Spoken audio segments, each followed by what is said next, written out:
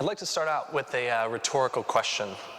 It's a question about trust. Specifically, who would you trust more as your leader?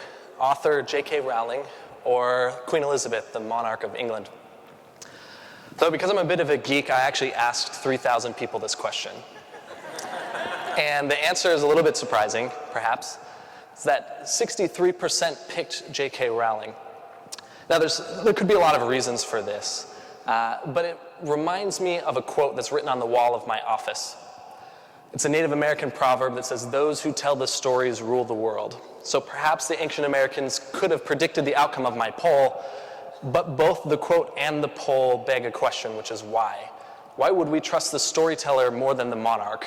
Why would we pick the children's book author over the woman who has spent her entire career, her entire life in leadership? So to get at that answer, I want to tell a couple of stories. The first one is about a French poet named Jacques Prévert and a beggar. So Jacques was walking down the street one day on his usual route, and he came across a blind man who had a sign. He was begging for money. This is what the sign said. It said, "Blind man without a pension." For whatever reason, Jacques that day decided to stop and ask the man how it was going. And the man said, "Well, not very good. People just walk by and they drop nothing in my hat." And so Prévert said, "Well, I'm a writer. Do you mind if I rewrite your sign for you?" He said, "By all means. I've just got nothing to lose." And so he took the back of the sign and wrote a new message on it. And then he went about his day. Now, a few days later, Prévert was walking along the same route again, and he came across this blind man. So he decided to stop and ask him, how is it going? The same question. And this time the blind man said, "It's going fantastic. My hat fills up 3 times a day. Couldn't be more grateful." Now, you may have seen a TV commercial that depicts a similar story. The story has actually been attributed to David Ogilvy, the father of advertising. But as close as I can tell, it was Jacques Prévert that this actually happened to. And the thing that he wrote on the back of the sign was this. He wrote, "Spring is coming, but I won't see it." So with a little change, changing a simpler declarative statement about the man's condition and turning it into a story, he was able to generate the kindness of much more strangers and fill the man's hat 3 times. So hang on to that story while I tell another one. This is one of my favorite stories. I've been telling this one a lot lately. It's that I used to think that Ryan Gosling was just okay. He's a pretty boy actor, whatever. He was in The Notebook. I didn't really like it. Maybe he should have won against Bradley Cooper in the sexiest man thing with people, but other than that, I didn't really care about Ryan Gosling. Until one day I was sitting at an event, much like this, and I was bored, and so I was on my phone reading Wikipedia, so it was a pretty boring event. And as I went down the Wikipedia rabbit hole, I ended up on the page for Ryan Gosling, and I was bored, so I read it. And I don't know if you know, Ryan Gosling had actually a pretty messed up childhood. So he grew up in Canada, which is not the messed up part, but his father was a traveling salesman, so he moved around a lot. And then his parents split up when he was real young. And so he went with his mom and his sister, and his mom had to work to support them. And so he stayed home all day, and all he had were movies. And he loved watching movies, and he really loved violent movies. So much that he started bringing knives to school and throwing them at other students when he was 6 years old, because his favorite movie, Rambo, was the one that his mom let him watch when she was gone. And other things about Ryan Gosling is he didn't learn to read until he was almost a teenager. He was diagnosed with ADHD, he was bullied, he had no friends, specifically no male friends, and he was really insecure about this. And then when he was around 12 years old, the Mickey Mouse Club came to town, to Montreal, where they lived at the time. And Ryan Gosling, because he loved movies, he decided to audition, and he was a cute kid, so they let him in. Well, his mom couldn't come with him to the Mickey Mouse Club, so he moved to Florida by himself, and he was, I'm not joking, adopted by Justin Timberlake's mom. And it's true, well, she became his legal guardian in America. And so Mrs. Timberlake took him in. He learned to read well, he learned discipline, he learned to memorize lines, and he became Ryan Gosling. And so once I read that story, suddenly I had this strange desire to watch Ryan Gosling movies.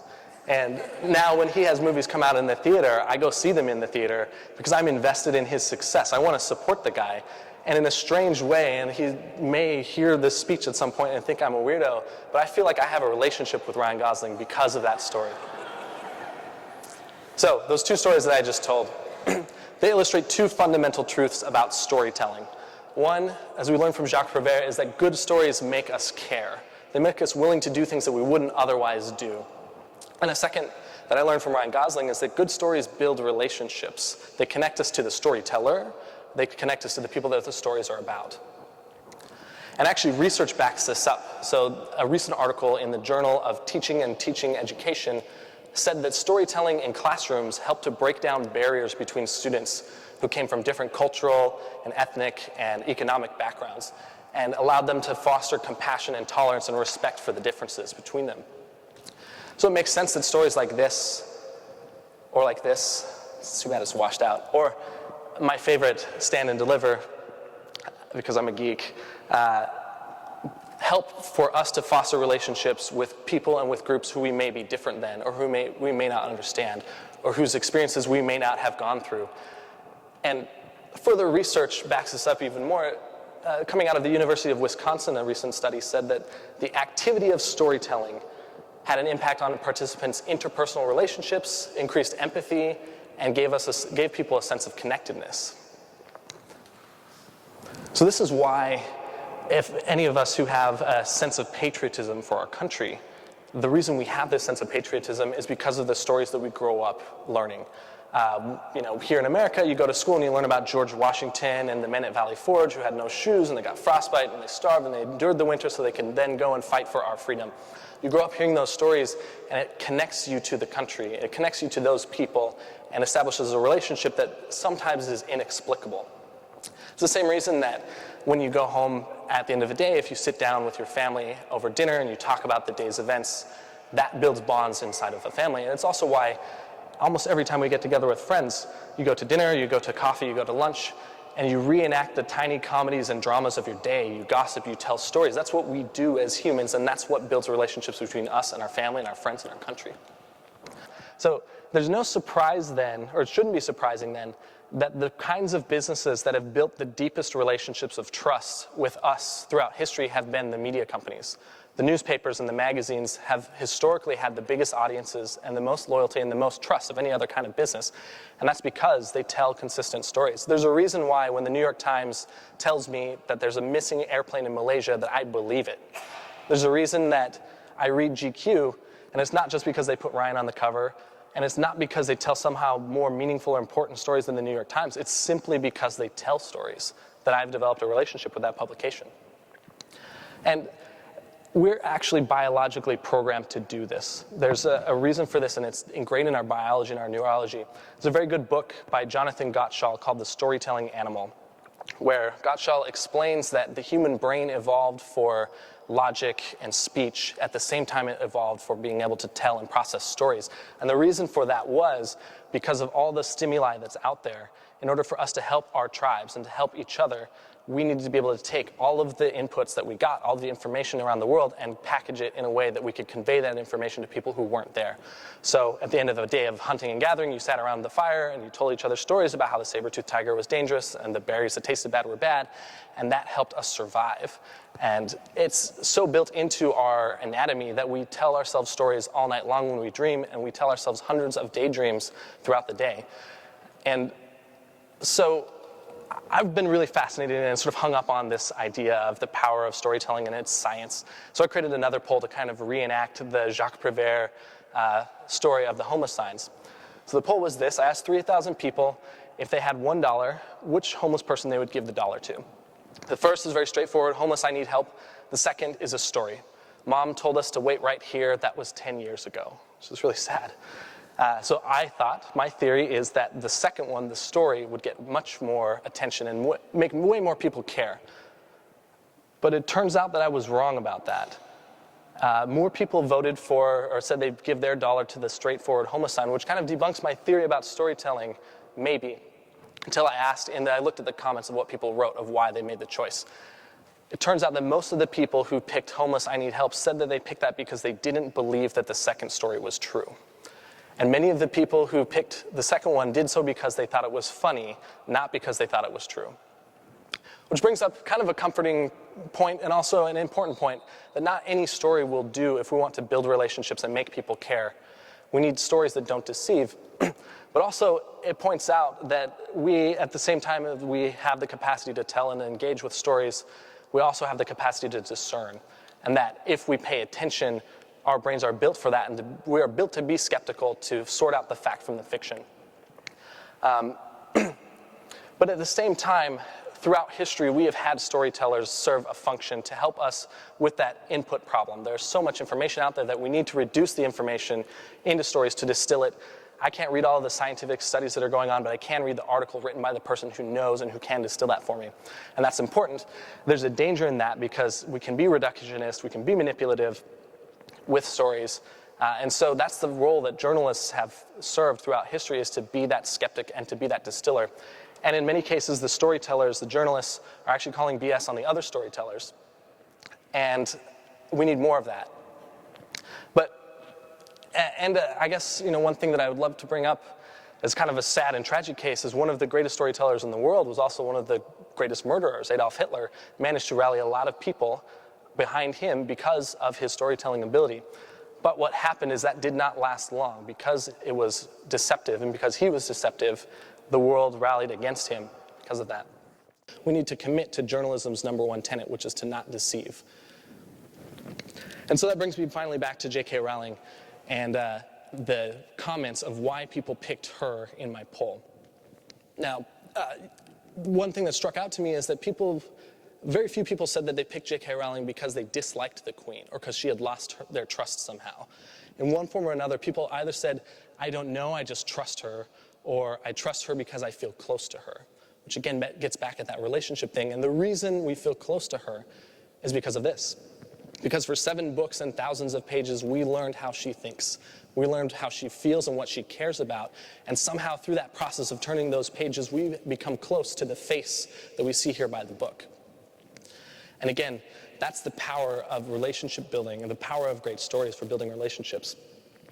And so to end, I want to hammer this point home with a personal story. It's a very personal story, actually. And I guess I want you to know that I know that I want you to build a relationship with me because of this story. And I want us to feel connected at the end of this story. And even though I'm telling you that, I think it's going to happen. So like I said, this story is really personal. It starts with an embarrassing photo of me and my wife several years ago. This is us. We got married a little more than 5 years ago. And I was 23. We were really young. She played guitar. She was hilarious. She laughed at my jokes. We loved each other. And I loved her more than anything in the world. Something really dark happened several months after we got married. She started to literally lose her mind.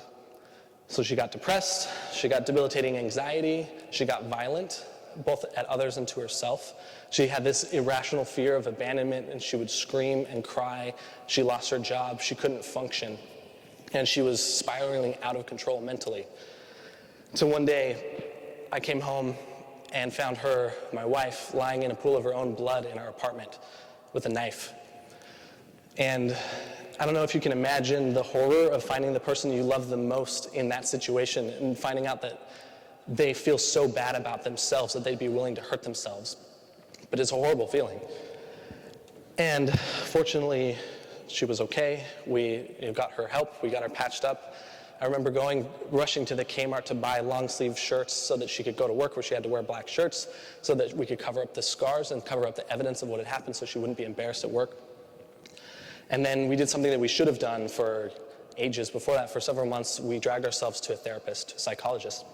Well, it turns out that Kristen has borderline personality disorder, which is a mental illness that about 1 in 5 people who are institutionalized have.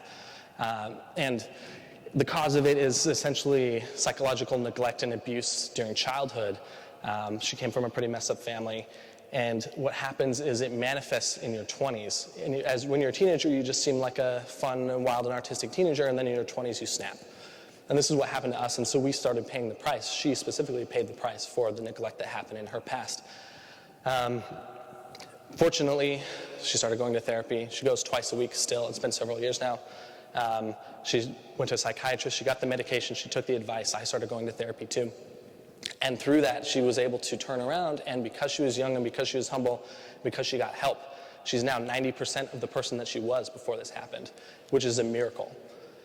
And in her process of therapy, she started digging through old journal entries, and she discovered that she had inadvertently documented the decline of her mental state as a teenager through these clues that no one would have picked up on unless you were looking back and looking at it under the lens of borderline personality disorder. And so she started a Kickstarter project to raise money to start a book, or to write a book, and people generously gave and backed the project, and she came out with this book called A Concrete Sky. Now, the story for me that's amazing is not just that she got better, and not just that people were able to support her and she was able to close the book, so to speak, on her struggle, but that during this process of the Kickstarter campaign and the book coming out, people started reaching out. People from her life and from my life that we didn't know were struggling with mental illness in their families started coming to us. Friends came to her and said, I have depression, or my mom has BPD. A friend of mine, or a loosely colleague of mine through work circles, asked me to go to lunch with him, and he confessed that his wife had been struggling with bipolar and it had nearly ruined their marriage, and he had no one to talk to about this. And people, this happened to us dozens of times. These people, some of whom we didn't know and some of whom we did, that came to us, and that Kristen was able, because she was brave in telling her story, to help them get help and to help them get to the people who could help them solve their problems. And that, I think, is the power of story. So I want to end on a note that we have a lot of problems in the world. Mental health is one of them. Climate change, poverty, inequality, there are all these things that are overarching problems that we have in the world, and for most of these things we have answers. And that's the sad part. The thing that we don't have, and the thing that we need to do, is we need to bring people together. We need to make them care, and we need to build relationships so that we can get them to the answers that they need, and so that together we can solve those problems. So I guess what I'm trying to say is that I believe that those who tell the stories don't just rule the world, but they can change it. Thank you.